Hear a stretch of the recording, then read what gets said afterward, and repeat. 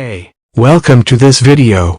In this video, I want to introduce top 10 movies that were very difficult to make sequences.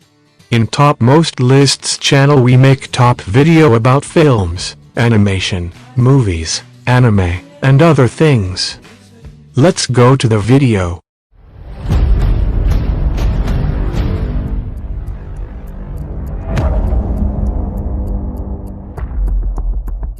Number 10 is Heaven's Gate. All the events of the famous production of Gate of Heaven are well documented. Michael Cimino's decisions to take multiple shots of each scene not only greatly increased the budget, but also upset the actors. According to Brad Dourif, most of the Gate of Heaven scenes were filmed with 32 to 60. Cimino also decided that the number of blacksmiths and stuntmen would be black, which would make filming dangerous for the actors. Actors play a big role in their stunts. As a result of the insane rush that ruled the project, so many shots were taken of the injured, writes journalist Les Gaspé, who has been cast as one of the supporting actors. They were thrown to the muddy ground.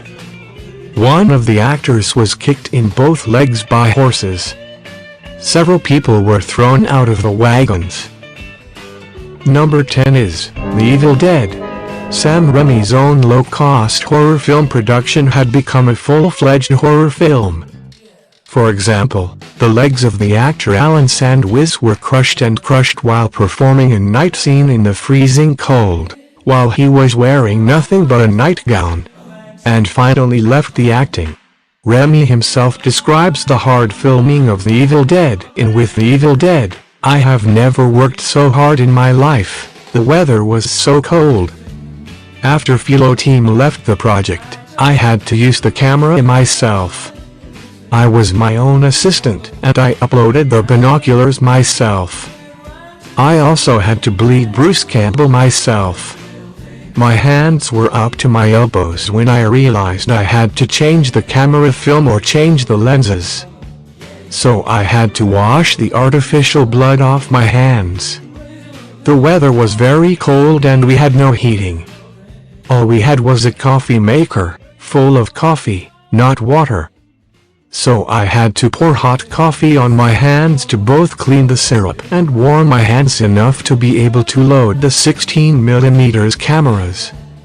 The experience was very exhausting. Now that I think about it, we should have taken days off, we should have rested. But it got to the point where we worked 18 hours a day without interruption for several months. I've been a soldier since I was 19. The next one is Apocalypse Now. The infernal production of Francis Ford Coppola's war epic in Vietnam, Now the Apocalypse, was so overwhelming that a separate documentary was made for it. Dark Hearts, a filmmaker's apocalypse. Coppola filmed the film in the Philippines, where severe weather destroyed the scenes and increased the budget terribly. It is known that the director got involved with Marlon Brando. The reason for the conflict was that Brando was forgetting his dialogues. Coppola even tried to fire Brando because he was too fat for the role. Martin Sheen, who starred in the film, suffered a severe mental illness during production and suffered a heart attack that killed him. This was about to stop all production. The next one is The Revenant. Alejandro Inarritu insisted that the film Returned Grave be shot in chronological order with maximum natural light, resulting in a difficult production schedule that could be stopped at any time depending on the weather and light. The agents had to maintain the record and continuity of light and atmospheric condition. On the other hand, the temperature on the stage often dropped below zero. In Calgary the weather sometimes changed 7 times a day, says Inarritu. It's the worst place a filmmaker can find. But it is pristine and visually unique. That's why we had no choice. Inarito admits that both he and his actors and agents went a little crazy while making the film. Rapa Nui. The next one is Rapa Nui. Kevin Reynolds embarked on his ambitious project after directing Robin Hood, The Prince of Thieves, which was both a box office success and critical acclaim. "This is probably the hardest film I've ever made," he later told Dan of Geek about a film based on Chilean Easter Island legends. The reason was the remoteness of the filming location. "It was as if we were making a film about Werner Herzog." Reynolds decided to make the film on the island itself, but making a feature film on remote islands was a challenge. "We had one flight a week, and sometimes we even got less food," he explains. "We faced such problems. The situation was very bad." Rapanos, played by Warner Brothers, is known as one of the box office bombs with sales of $305 million compared to its $20 million budget. Next one is Waterworld. Kevin Reynolds' job did not get any easier when he decided to make Waterworld after Rapa Nui. The film meant a reunion between director and Kevin Costner, the star of Robin Hood, Prince of Thieves. Universal's $100 million budget was a record for the film at the time, but filming it in Hawaiian offshore water tanks was not easy. Nearly $75 million was added to the budget after the storm destroyed the complex. Costner was then injured several times. 2 stuntmen and several other actors were injured by a mermaid bite. "It was insanely crazy to do that," Reynolds told Dan Avenue Geek. "Every day, with all the blackness of the army, we had to film on the coral reefs. People boarded the boat from land and reached the filming location.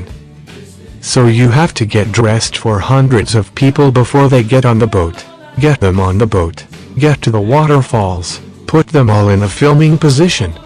And then it's time for lunch to bring them all back to land." The next one is The Abyss. Filming with James Cameron generally means enduring torture. A huge water tank was created for Abyss to film underwater scenes, and the film's actors, Ed Harris, Mary Elizabeth Mastrantonio, and Michael, had to endure the long and arduous days of filming. One of the major dangers of filming was the sudden drop in pressure for the actors. It is said that Mastrantonio suffered a mental breakdown on stage due to the pressure of filming. Harris' helmet also filled with water during a harvest.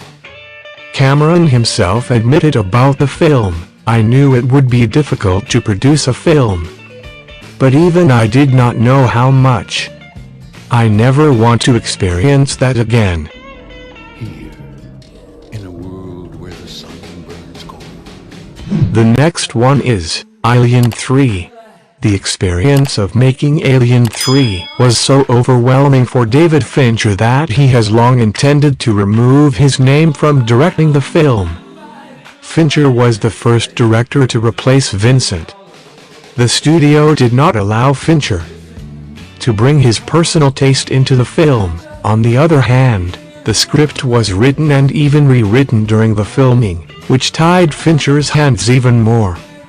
The studio was closely following the filming of Alien 3 to make sure that the film fits the previous episodes of Alien and Aliens, films made by Ridley Scott and James Cameron, respectively. As a result, many of Fincher's ideas were dashed. "No one hated it more than I did," Fincher said of his film. "To this day, no one hates it more than I do." The next one is Titanic. Christopher Godwin describes the director on stage as follows. 300 decibels of data, a large speaker, with a modern-day wireless captain in hand, arrives on time with a 162-foot crane and yells at you. The hatred of James Cameron was so great that at one point in the production of one of the angry elements of the film, he spilled an illusory drug on a piece of food, the part that he was sure James Cameron would eat as well. About 50 people were injured and taken to hospital. If you know any movie like this movie, tell us in the comments. Thanks for watching this video. I hope you enjoy. Don't forget to subscribe for more lists. Have fun. Bye.